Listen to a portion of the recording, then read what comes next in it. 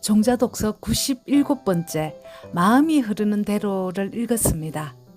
나라는 사람의 진정한 뿌리가 되어준 아버지 지이식, 어머니 나정자, 언니 진학께 이 책을 바칩니다로 시작하는 이 책은요, 저자가 1976년 대구에서 출생을 했고요.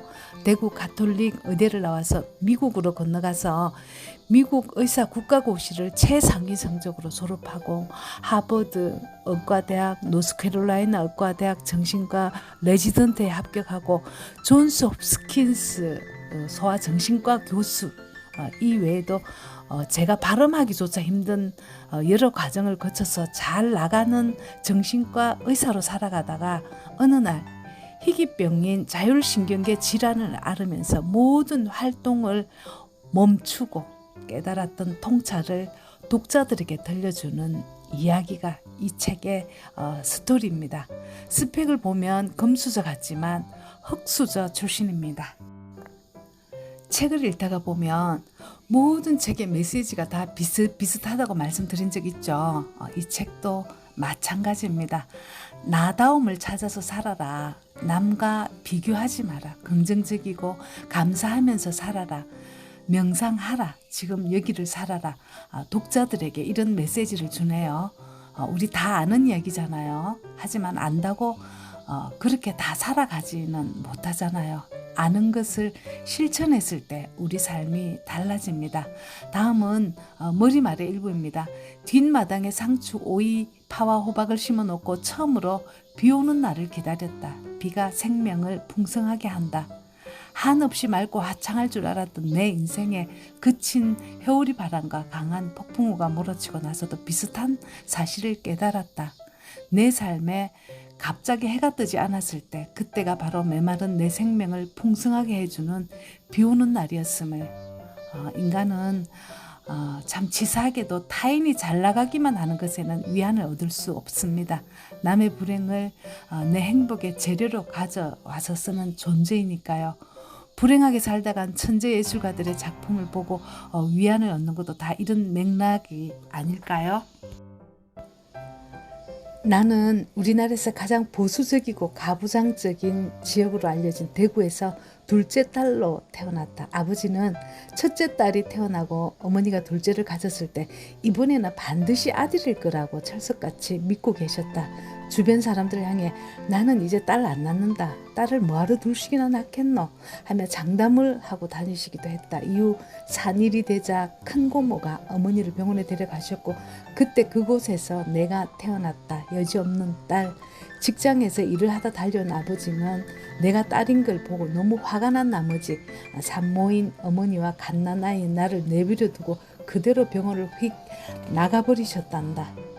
경상도에서 쓸모없이 여겨지던 그래서 그저 알아서 잘 자라야 하는 여자아이 중 하나이다. 툭하면 여자들은 이래서 안 된다 카이라는 말을 아버지에게 수도 없이 들으면서 어린 시절을 보냈다. 그럼에도 나는 불행하지 않았다. 내게 주어진 환경에서 내가 뿌듯해할 수 있는 삶을 살기 위해 노력하는 자랑스러운 내가 되었으므로 돈보다 더 가치 있는 유산. 내가 갓난아이였을 무렵 아버지는 17살 때부터 봉제 공장에서 일한 경험을 바탕으로 미싱을 대여섯 대 겨우 놓을 정도의 작은 가내 공장을 차리셨다. 그때 우리 네 식구는 집세를 아끼기 위해 공장 안에 딸려있던 보일러도 들어오지 않는 작은 방에 살림을 차렸다. 어머니는 갓난아이인 내가 추운 겨울밤에 얼어 죽을까 걱정돼 밤마다 나를 등에 업고 엎드려 당신의 체온으로 나를 따뜻하게 재웠다고 했다.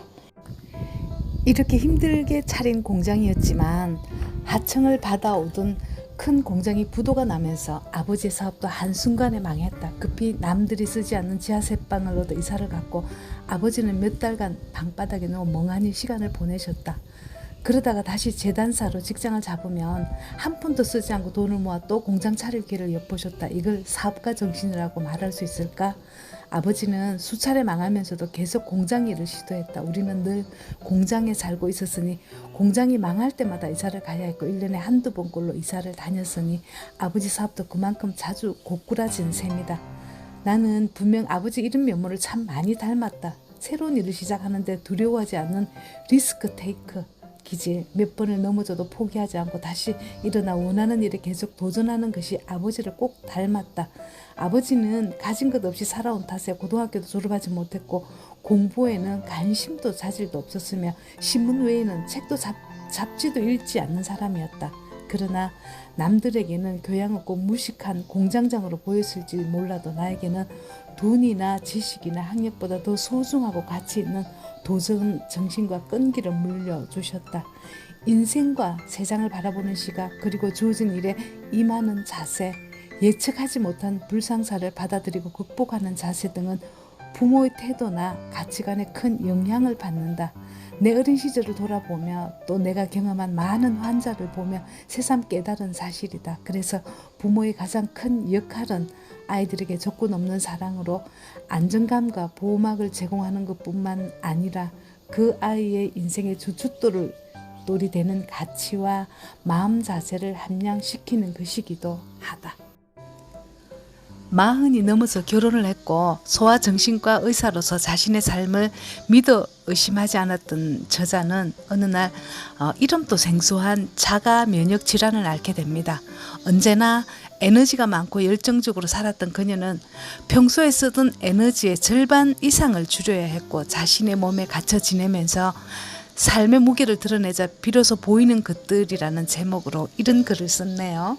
2015년 봄 히말라야 에베레스트 베이스 캠프를 등반할 때의 일이다.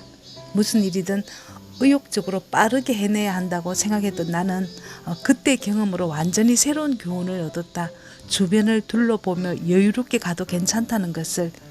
발걸음을 늦추고 천천히 산을 오르니 고산병 증세도 훨씬 덜했고 신비에 가까운 히말라야 경치를 마음껏 만끽할 수 있었는데다가 팀원들과 대화도 하고 웃기도 하며 여유를 즐길 수 있었다. 그때 기나긴 등반에서 목적지 그 자체보다 여정이 더 중요하다는 것을 배웠던 것처럼 나는 이제 삶을 재촉하기보다는 하루하루 순간들을 만끽하고 사랑하는 사람들과 더 의미 있는 시간을 보내고자 한다.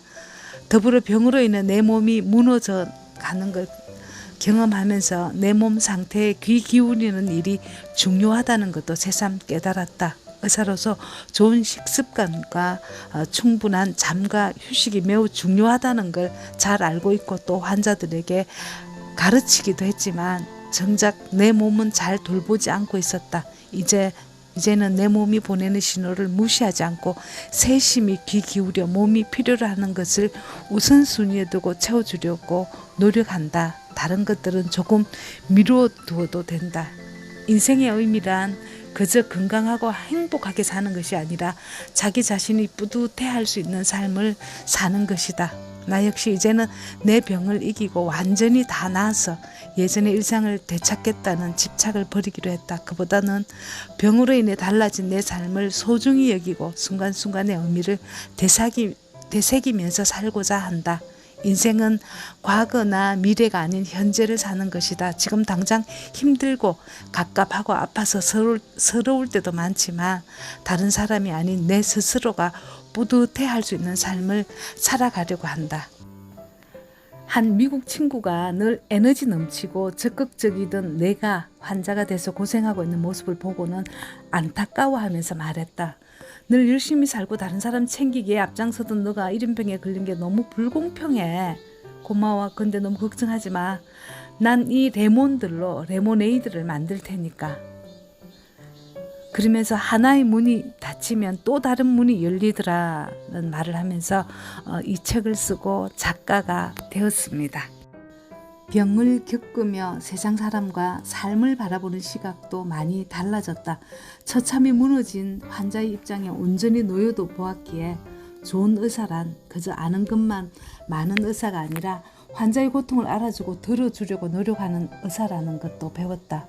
남편과 나는 예상치 못한 병이라는 바위에 아무런 방어책도 없이 부딪혀 아픔과 혼란을 느끼고 서로를 원망하고 싸우기도 했지만 이제는 병 덕분에 언제나 서로에게 의지할 수 있는 진정한 인생의 동반자가 되었다. 이 모든 걸 겪고 난 지금은 병이 내게서 빼앗아 간 것보다 주고 간 것이 더 많다는 생각이 든다.